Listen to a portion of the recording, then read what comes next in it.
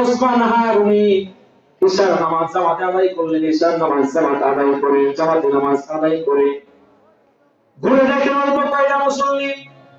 খাজা ওসমান হারুনি ডাকতে বলতেছেন, এই আমার মুসল্লিয়ানে কেরাম, তোমরা সকলে শুনে রাখো, তোমাদের মধ্যে যতগুলো বান্দা আমি বলে দিলাম গতকাল ফজরের নামাজের জামাতে আমার পিছে যারা ইত্তিবা করবে তারা সবাই আমার সঙ্গে জান্নাতে চলে যাবে। সুবহানাল্লাহ।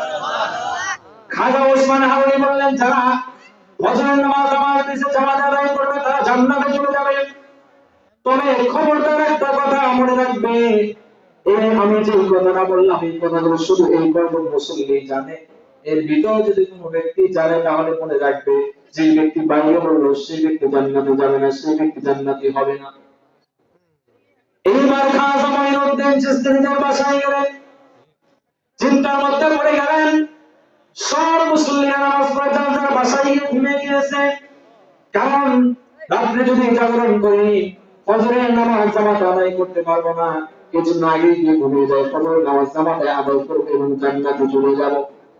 খাজা মঈনুদ্দিন চিশতি চিন্তা করলেন, আমি যদি রাত্রের মধ্যে ঘুমিয়ে যাই, ফজরের নামাজ যদি জামাতে আদায় করি আমি তো জান্নাত পাবো, কিন্তু এই সমাজের মানুষগুলো, মুসলমান মানুষগুলো তারা তো নামাজ আসবে না, জান্নাত পাবে না। খাজা মঈনুদ্দিন চিশতি চিন্তা করলেন, তাহলে আমি এখন কি করবো? আজকে রাত্রে আমি ঘুমাবো না, না ঘুমিয়ে সারা রাত্রি মানুষদেরকে দিনের দাওয়াত দেব। খাজা মঈনুদ্দিন চিশতি প্রতিটা মানুষের ঘরে ঘরে গিয়ে দাওয়াত করলেন, তোমাদের সকল দাওয়াত আমাদের হুজুর খাজা ওসমান হারুনি বলেছেন, যে ব্যক্তি ফজরের নামাজ জামাতে আদায় করবে সেই ব্যক্তি জান্নাতের মেহমান হবে। সুবহানাল্লাহ। খাজা মঈনুদ্দিন চিশতির কথা শুনে ফজরের নামাজে এত লোক হইল, খাজা ওসমান হারুনি মসজিদের মধ্যে প্রবেশ করবেন। প্রবেশ করতে গিয়ে দেখে মসজিদে ঢোকার সময় মসজিদের বাইরের পরিবেশের উপর দিয়ে মানুষগুলো দাঁড়ায় আছে। সুবহানাল্লাহ। জুতা রাখবে সেখানেও মানুষ, মসজিদের বাইরেও মানুষ, ভিতরেও মানুষ দিয়ে পুরো হয়ে গেল। সুবহানাল্লাহ।